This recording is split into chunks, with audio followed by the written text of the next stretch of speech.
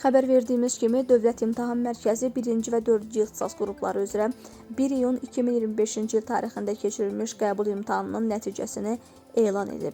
İmtahanda 1-ci ixtisas qrupu üzrə ən yüksək nəticəni 2 nəfər Neftçala rayonu Bankə qəsəbə 2 saylı orta məktəbin məzunu Əliyev Mirağa İxtiyaroğlu və Gəncə şəhər 13 saylı orta məktəbin məzunu İsmailov Alı Vəfadaroğlu göstərib.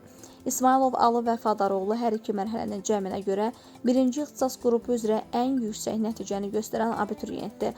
O, imtahanın 1-ci mərhələsində 297,5 bal toplayıb.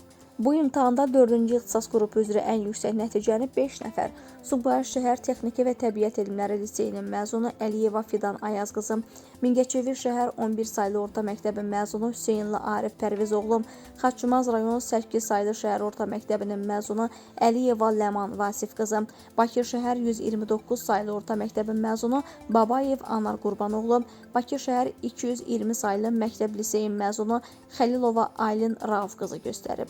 Xəlilova Aylin Rauf qızı hər iki mərhələnin cəminə görə 4-cü ixtisas qrupu üzrə ən yüksək nəticəni göstərən abituriyentdir. O, imtahanın 1-ci mərhələsində 297,5 bal toplayıb.